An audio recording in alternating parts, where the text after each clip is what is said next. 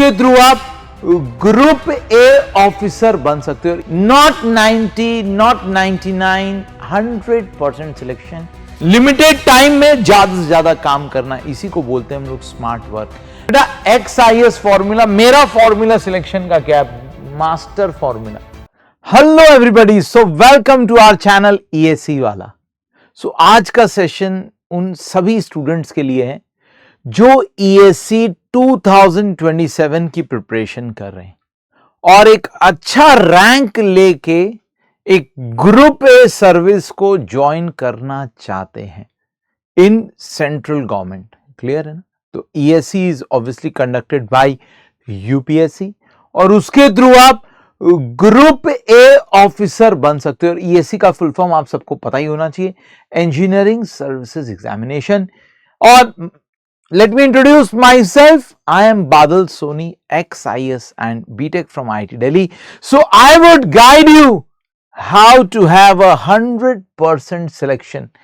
Not 90, not 99, 100% selection in engineering services. तो मैं पूरा का पूरा एक प्रॉपर रोड मैप लेके आया हूं और मैं बता दूं आपको, अगर आप इस तरीके से प्रिपरेशन करोगे तो 100% आपका सिलेक्शन होगा।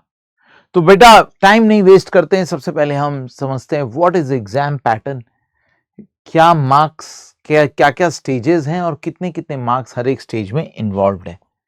So let's see, it's a reality first, the 100% selection road map and it's execution strategy.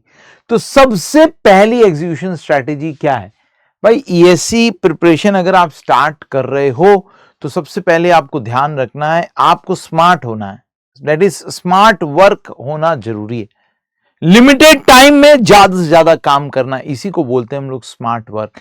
And consistency होना जरूरी है फ्रॉम डे वन। लगातार अपने लक्ष्य की तरफ बढ़ते चले जाना है, बीच में डगमगाना नहीं। ऐसा नहीं है कि सर 1-2 महीना अच्छे से पढ़ा, फिर 1-2 महीना गायब, फिर 1-2 महीना पढ़ा, 1-2 महीना गायब, उससे नहीं होता सिलेक्शन। कंसिस्टेंटली आपको लगे रहना पड़ेगा, तभी आपका सिलेक्शन पक्का होगा। तो smart work plus consistency means 100% selection.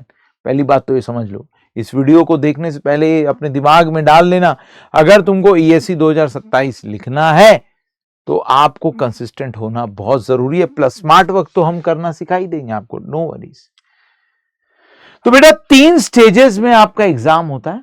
Preliminary stage, prelim stage 500 marks का पेपर होता है, 2 पेपर आएंगे। एक GS का पेपर होता है, पेपर 1 200 मार्क्स का 2 आवर का, और एक पेपर 2 होता है, that will be on your engineering core.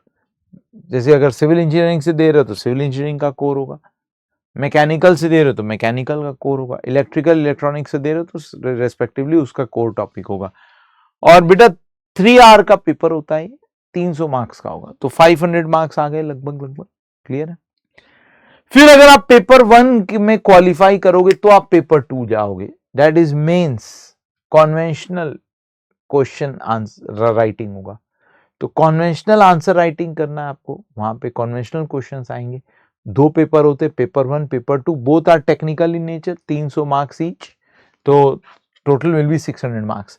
जब आप यहां पर दोनों स्टेज में क्वालिफाई करोगे, फिर फाइनली आप जाओगे पर्सनैलिटी टेस्ट में, जिसमें आपका UPSC की में जाते हो आप, UPSC भवन जो दिल्ली भोलपुर है, तो भोलपुर भवन भी बोलते हैं उसको। सो UPSC भवन में आप जाओगे, वहां पर एक 4 लोगों का इंटरव्यू पैनल होता है, और जनरली हमारे जो चेयरमैन होते हैं पैनल के, those are always IAS officers या आपके ES ऑफिसर्स भी हो सकते हैं, बट रिटायर्ड वंस। क्लियर है? सो आप जो है, और प्लस 3 टेक्निकल लोग होंगे, तो उनके बीच में जो है आपका पर्सनैलिटी टेस्ट होगा। 200 मार्क्स में से वो आपको ग्रेडिंग देते हैं। तो फाइनली आप देख लो 1300 मार्क्स का टोटल प्रोसीजर है।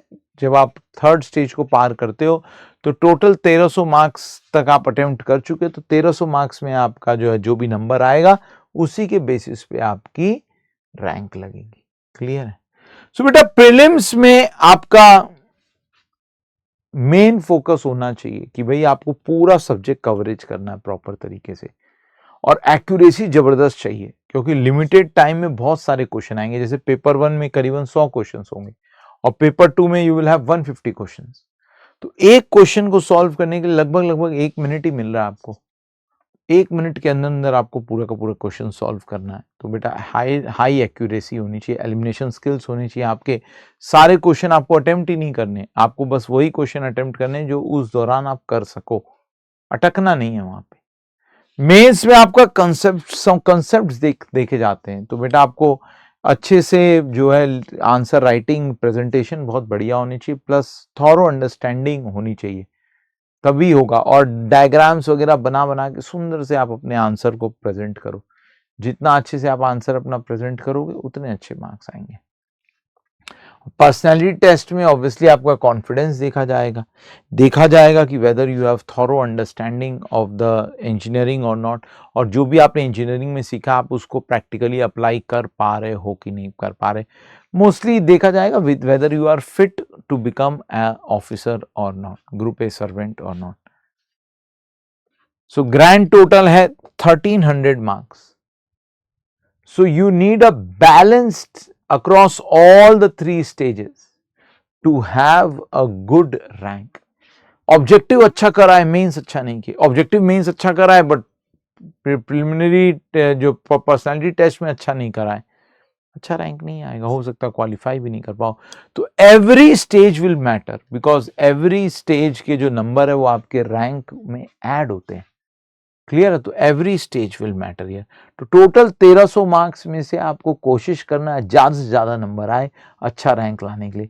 देखा गया है अगर आप 700-800 के ऊपर स्कोर ले आते हो, दैट्स अ सेफ स्कोर, अच्छा रैंक के साथ सिलेक्शन हो जाता है, रेलवे वगैरह तक पहुंच जाओगे आराम से। Selection is not just hard work, it is a smart work. The 3 stage marathon, तो पहले प्रीलिम्स, फिर मेंस, फिर इंटरव्यू होगा।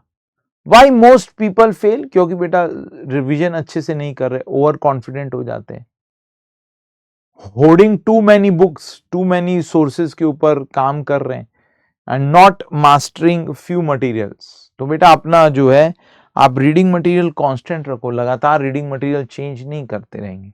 Week conventional answer writing skills, तो यहाँ पे बस ऑब्जेक्टिव निकाल के नहीं होगा, मेंस में लिख के आना ही पड़ते हैं। तो अगर आपका कन्वेंशनल राइटिंग स्किल्स अच्छे नहीं है, फिर से सिलेक्शन नहीं होगा। Starting mock test too late in the cycle, mock test ही नहीं दिया अच्छे से यार, स्ट्रेट लेट स्टार्ट किया, अच्छा रैंक नहीं आएगा। लगातार अपने आप को टेस्टिंग करते रहना जरूरी है। तो बेटा XIS फॉर्मूला, मेरा फॉर्मूला सिलेक्शन का क्या है? मास्टर फॉर्मूला क्या है? Strategy plus multi cycle revision plus PYQ mastery. अभी बताऊंगा कैसे करना है। तो भाई एक प्रॉपर स्ट्रैटेजी बनाएंगे हम, फिर हम जो है बार बार रिवीजन करेंगे अपने technical subjects as well as GS subjects को, और PYQ पे जबरदस्त मास्टरी होनी चाहिए, बस हो जाएगा सिलेक्शन। क्योंकि मोर देन 50% तो कॉन्सेप्ट्स रिपीट ही आते हैं, क्वेश्चंस भी रिपीट आ जाते हैं। Non negotiable rules, 5 golden rules of preparation. PYQ सबसे पहले जो मैंने बताया अल्टीमेट गाइड है। Never start a new topic without analysing the past questions first. पहले पुराने क्वेश्चंस देखो, फिर वो टॉपिक की तरफ बढ़ो, अगर खुद से आप स्टडी कर रहे हो। बाकी अगर किसी प्लेटफॉर्म पे हो तो जो आपको टीचर पढ़ाने आएगा पूरा एनालिसिस पहले ही बता देता है आपको। हमारे प्लेटफॉर्म पे जब हम पढ़ाते हैं तो हम पूरा एनालिसिस पहले ही बच्चे को बता देते हैं कि भाई कौन से टॉपिक से क्या वेटेज है। The rule of limited sources, ज्यादा बुक्स नहीं चाहिए मुझे, एक बुक को 5 बार रिवाइज करो रादर देन 5 बुक को एक बार रिवाइज करो। तो एक ही सोर्स ऑफ मटेरियल रखो, किसी प्लेटफॉर्म को फॉलो करो तो एक ही प्लेटफॉर्म रखो और उसी को बार बार रिवाइज करो, that's it.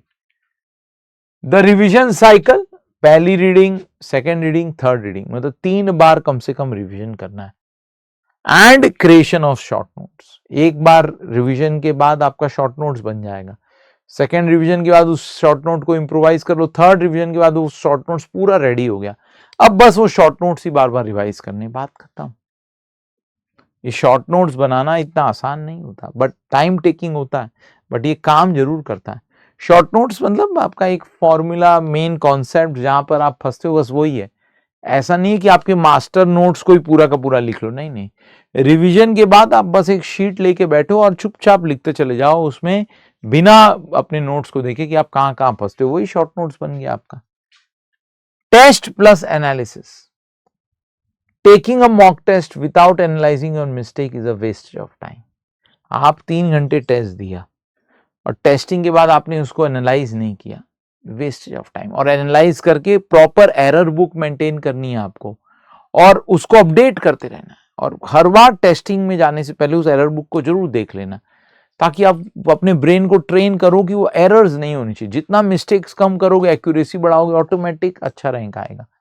Commit at least 6 to 8 hours daily plan, study plan, no 0 days। अब कोई 0 day नहीं है, we are already lacking time now. अब कोई 0 days नहीं होंगे, रोजाना 6 से 8 घंटे, जितना टाइम दे सको 6 से 8 घंटे इफेक्टिव टाइम आपको निकाल के लाना पड़ेगा रोजाना, तभी आपका सिलेक्शन होगा, नहीं तो मुश्किल है बेटा। फाउंडेशन, अप्रैल से अगस्त के बीच में आपका प्रॉपर फाउंडेशन बनेगा। ऑलरेडी आपने हो सकता है प्रिपरेशन चालू कर दी हो, नहीं चालू की तो इट्स टू लेट नाउ, जल्दी जल्दी अब चालू कर दो, कम से कम अभी भी मई चल रहा है, चालू कर दो। अगस्त तक आपका प्रॉपर फाउंडेशन बन जाना चाहिए। प्रायोरिटी ऑर्डर, फर्स्ट में आप इंजीनियरिंग मैथ्स और इंजीनियरिंग मैकेनिक्स पढ़ लो अगर आप सिविल या मैकेनिकल से हो, बाकी इलेक्ट्रिकल और इलेक्ट्रॉनिक्स के फिर जो है बेसिक सब्जेक्ट्स पढ़ लेना आप। नेक्स्ट है कोर सिविल इंजीनियरिंग सब्जेक्ट्स पढ़ना है, branch wise specific heavy weight topics उठाते चले जाओ, उनको कवर करते जाओ, और पैरेलली जीएस को भी लेके चलोगे। ऐसा नहीं है जीएस लास्ट टाइम तक रोकना है, जीएस को पैरेलली लेके चलोगे। और जीएस में रैंडम करंट अफेयर्स नहीं पढ़ने, focus strictly on high yielding topics. PYQ study कर लोगे तो आपको पता चलेगा कि इन्वायरमेंट, एथिक्स, क्वालिटी, सेफ्टी, इस सारे टॉपिक से ज्यादा क्वेश्चंस आए। तो बेटा जो भी आपको सब्जेक्ट अच्छा लगे और प्लस जिसका वेटेज बहुत ज्यादा, उसको कवर करते जाओ, उसके नोट्स बनाते चले जाओ अच्छे से। नोट्स हैंड रिटन होनी चाहिए, आपके खुद के नोट्स होंगे वही काम आएंगे हर एक जगह। जो भी पढ़ रहे हो अपने हैंड रिटन नोट्स बनाते चले जाओ, वही काम आएंगे। क्लियर है? Complete the first reading of the entire syllabus using the 1 subject equal to 1 source rule. ठीक है ना, एक सब्जेक्ट का एक ही सोर्स होना है, अलग अलग सोर्स नहीं होने। एक रीडिंग कर ली, नोट्स बन गए, अब बस उसको रिवाइज करते चले जाना है। तो बेटा अगस्त तक आप जो है, अगस्त सितंबर, मैक्सिमम सितंबर तक आप अपना पूरा का पूरा सिलेबस कंप्लीट करने की कोशिश करेंगे। फिर सितंबर, अक्टूबर, नवंबर जो आपका कुछ हो सकता है कुछ सिलेबस रह गए, मैं मेजॉरिटी जो बड़ा चंक है वहां तक कंप्लीट कर लोगे आप अगस्त तक। कुछ टॉपिक्स रह जाएंगे, उनको हम कंसोलिडेशन फेज में कंप्लीट करेंगे, प्लस जो पुराना पढ़ चुके हो उसको कंसोलिडेट करोगे, दैट इज योर फेज 2। तो उसमें आपको अब क्या है, पीवाईक्यूज लगाने बढ़िया से कंसोलिडेशन फेज में, है ना। अभी भी पीवाईक्यू लगाते आ रहे थे, और अच्छे से पीवाईक्यू लगाने। अब अभी तक आपने जब फर्स्ट राउंड पढ़ा होगा तो आपने क्या है, नोट्स बना लिए होंगे, लेक्चर्स देख लिए होंगे, डीपीपी वर्कबुक्स वगैरह लगा ली होगी, वीकली टेस्ट दिए होंगे। अब आप पीवाई और कुछ पीवाईक्यू भी ऑब्वियसली यहां पर भी लगाए हैं आपने, अब प्रॉपरली पीवाईक्यू और अच्छे से लगाना है आपको। मतलब एक राउंड पीवाईक्यू में रिवीजन हो जाना चाहिए अच्छे से, तो solve at least last 30 years of PYQ. और बेटा कंसोलिडेशन फेज में रीसॉल्व कर रहे हो आप पीवाईक्यू, प्लस कुछ जो टॉपिक्स रह गए उनको कवर करते चले जाओ, और रोजाना पुराने टॉपिक से पीवाईक्यू करते चले जाओ, उससे रिवीजन हो रहा है प्रॉपर तरीके से। प्लस हर मॉक टेस्ट देना है, एवरी वीक कम से कम एक सब्जेक्ट टेस्ट देना है, और एवरी 15 डेज आपको कम से कम एक फुल लेंथ टेस्ट देना है ना। सितंबर से नवंबर तक यही होना चाहिए, हर एक वीक आपको प्रॉपर रिवाइज करके एक सब्जेक्ट लेवल टेस्ट दोगे, और हर 15 दिन में एक फुल टेस्ट जरूर देना है। टारगेट रहना है कि हमको 60 से 70% पेपर आप कंप्लीट कर रहे हो विथ हाई एक्यूरेसी, ये टारगेट बनाना है कि 60 से 70% पेपर अगर आप अटेम्प्ट कर रहे हो with very good accuracy, such that आप 50-60% के अराउंड नंबर लेके आ रहे हो, गुड, उसको और इंप्रूव करो, कम से कम 50% के ऊपर तो मुझे स्कोर चाहिए आपसे। क्लियर है? नेक्स्ट फेज 3 सबसे इंपॉर्टेंट फेज, दिसंबर जनवरी।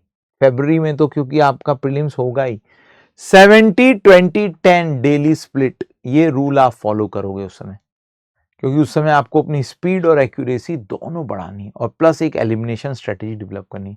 तो 70% टाइम आप एमसीक्यू प्रैक्टिस में दोगे और एलिमिनेशन ट्रिक्स डेवलप करोगे, जिसमें आप देखोगे कि भाई कैसे आप हार्ड क्वेश्चन को एलिमिनेट करो ना। क्वेश्चन रीडिंग से ही आपको पता लग जाना चाहिए कि भाई कौन सा क्वेश्चन टफ है जिसको प्रीलिम्स में नहीं अटेम्प्ट करना चाहिए। 1 मिनट में हो ही नहीं सकता। 20% टाइम ऑन रैपिड रिवीजन, तो रोजाना आप जो 70% टाइम तो एमसीक्यू प्रैक्टिस में लगा दी, उससे ही आपका एलिमिनेशन ट्रिक ऑटोमेटिकली डेवलप होगा। और एमसीक्यू प्रैक्टिस ऐसे नहीं करना है कि एक क्वेश्चन देखा एक आंसर, एक क्वेश्चन देखा एक आंसर, ना ना ना। 50-60 क्वेश्चन का एक सेट बनाओ। मान लो 50 क्वेश्चन का एक सेट बनाया, 1 घंटे का टाइम लिया, उन 50 क्वेश्चन को अटेम्प्ट करो, उनका सॉल्यूशन देखो, फिर 50 ऐसे। तो उससे क्या है, एक एलिमिनेशन ट्रिक आप डेवलप कर लोगे automatic. 20% time should be on rapid revision through the short note जो हमने डेवलप कर दिया है। रोजाना जो है 20% टाइम आप रैपिड रिवीजन को दोगे एंड 10% टाइम आप अपने वीक एरियाज को जो है एड्रेस करोगे। आपको अब तक पता लग जाएगा कि आप कौन से सब्जेक्ट में वीक हो या कौन से कॉन्सेप्ट्स आपको समझने में दिक्कत हो रही है। 10% टाइम आप उन कॉन्सेप्ट्स को और अच्छे से कवर करने में लगाओगे। Clear? Action items complete at least 30 to 40 full length test. दिसंबर जनवरी तक आप 30 से 40 फुल लेंथ टेस्ट दे दोगे। एक एरर बुक आपकी मेंटेन हो गई है, उसको भी लगातार देखते चले जाओगे। हर एक टेस्ट से पहले एरर बुक देखनी है, रिव्यू करना है, टेस्ट के बाद उसको एनालाइज करना है, एरर बुक को अपडेट करना है, ये लगातार करते जाना है। फाइनल मंथ रूल याद रखना है कि strict revision only, no new topics. Final month जनवरी मंथ में आ जाओगे, कोई नया टॉपिक नहीं पढ़ना है। जो पढ़ लिया बस उसी को कंसोलिडेट करो, उसी को रिवाइज करो। कोई नया टॉपिक अब पढ़ने की जरूरत नहीं है, कोई फायदा नहीं। पूरा सिलेबस पढ़ के आप अच्छा नंबर नहीं ला सकते। लिमिटेड पढ़ के उसको पे मास्टरी रख के तो अच्छा जो है नंबर लाया जा सकता है। पर लिमिटेड में सारे हैवी वेट टॉपिक्स तो कम से कम कवर होने चाहिए। कोई हैवी वेट टॉपिक मत छोड़ देना। फिर एक बार आप प्रीलिम्स क्लियर कर गए बाय गॉड्स ग्रेड, तो अपना फेज 4 आएगा। अब प्रीलिम्स का रिजल्ट तो आने में टाइम लगता है, बट आप प्रीलिम्स का पेपर अपने हाथ में तो आप जोड़ लोगे। अगर 50% से ज्यादा प्रीलिम्स में नंबर बन रहे, पक्का सिलेक्शन है। अब लग जाओ तुरंत, प्रीलिम्स दे के आओ, एक दिन का रेस्ट लो, लग जाओ तुरंत मेंस की प्रिपरेशन में। डेली कम से कम एक कन्वेंशनल पेपर आप लगाओगे, एवरी डे एक कन्वेंशनल पेपर। एक दिन पेपर 1 लगाओ, एक दिन पेपर 2 लगाओ, और लगातार रिवीजन वगैरह तो चलती रहेगी। एक पेपर जब आप लगा रहे हो तो आंसर राइटिंग आपका फोकस होना चाहिए। स्टेप वाइज लॉजिकल सॉल्यूशन लिखोगे, clean neat and clearly label diagram बनाओगे, प्रॉपर पेपर लिख के आप उसको एनालाइज करोगे। स्ट्रिक्ट टाइम मैनेजमेंट पर क्वेश्चन। 8 क्वेश्चन आते हैं आपके एग्जाम में, उसमें से जो है आपको 5 क्वेश्चन अटेम्प्ट करने होते हैं, तो प्रॉपर सिलेक्शन स्ट्रेटेजी वगैरह सब डेवलप करोगे। क्लियर है? मॉक स्ट्रैटेजी होनी चाहिए, 1 full length conventional test per week. फिर एक conventional PYQ paper every single day solve कर रहे हो, और एक आपका जो है फुल लेंथ टेस्ट आप हर वीक भी दोगे, मतलब पेपर 1 पेपर 2 मिला के एक, ठीक है ना। और रोज एक पीवाईक्यू पेपर सॉल्व करोगे। पूरा पेपर, प्रॉपर पेपर आता है आपको, नेट से मिल जाएगा, यूपीएससी की वेबसाइट में, उसको प्रिंट करके सॉल्व करो प्रॉपर तरीके से, ठीक है। तभी अच्छा रैंक आएगा। अच्छा रैंक लाने में मेहनत लगती। फिर इंटरव्यू स्टेज हम करेंगे उसमें आपके ऊपर काम। हम प्रॉपर आपका डैफ भरवाएंगे। डैफ डिटेल्ड एप्लीकेशन फॉर्म भरना होता है, वो our team is there, we will guide you how to fill your DAF. हम डैफ का प्रॉपर आपको गाइड करेंगे डैफ भरने में। फिर और इंटरव्यू जाने से पहले you should have absolute clarity on technical fundamentals, plus एक प्रॉपर कॉन्फिडेंट पर्सनैलिटी बाहर आनी चाहिए आपकी, एंड विथ अटमोस्ट ऑनेस्टी। और अगर आपको जरूरी नहीं इंटरव्यू में सब क्वेश्चंस के आंसर आपको आए, तो आई डोंट नो बोलना आना चाहिए, दैट ऑल्सो ग्रेसफुली। क्लियर है? Personality test, don't worry, we are there, we will guide you. हम लोग मॉक इंटरव्यू वगैरह भी कराते हैं दिल्ली में, तो वहां पर आपको बुलाएंगे हम, और हम आपको जो है 2-3 बार मॉक इंटरव्यू लेंगे, अच्छा फीडबैक देंगे, काम हो जाएगा, डोंट वरी। बिगेस्ट ट्रैप्स जो कि आपका रैंक उड़ा देगा, क्या? सबसे पहला, कोचिंग हॉपिंग। एक इंस्टीट्यूट से दूसरे इंस्टीट्यूट में भटक रहे हो, गलत है। एक प्लेटफॉर्म पे आओ, खत्म करो। गेट वाला में आओ, ईएससी हमसे पढ़ना है पढ़ लो, पर हमसे पढ़ोगे तो बढ़िया रहेगा। मेरे जैसे और भी XIS ऑफिसर्स हैं जो आपको पढ़ा रहे हैं इस प्लेटफॉर्म पे, तो आप देख सकते हो एकदम ऑथेंटिक कंटेंट आएगा। इंस्टीट्यूट टू इंस्टीट्यूट हॉप करके कोई फायदा नहीं है। कोई और प्लेटफॉर्म पे भी पढ़ रहे हो, वहीं पे पढ़ो आराम से। Source shifting, buying new material every month, किसी किसी को शौक होता है हर महीना जो है नया मटेरियल ले आ रहे हैं। वन मटेरियल, रिपीटेड रिविजन, अपने हैंड रिटन नोट्स होने बहुत जरूरी है। इग्नोरिंग जीएस, सबसे बड़ा ब्लंडर। जीएस तो लास्ट में कर लेंगे, प्रोक्रेस्टिनेट कर लिए, लास्ट में टाइम ही नहीं मिलेगा, प्रेशर में आ जाओगे। अभी से थोड़ा थोड़ा जीएस उठाते चले जाओ। Skipping writing, reading mains material without physically writing answer, इसीलिए कन्वेंशनल प्रैक्टिस करना बहुत जरूरी है। एवरी डे एक पूरा PYQ पेपर देना। अगर आप ऐसा नहीं कर रहे हो तो नहीं आएगा रैंक।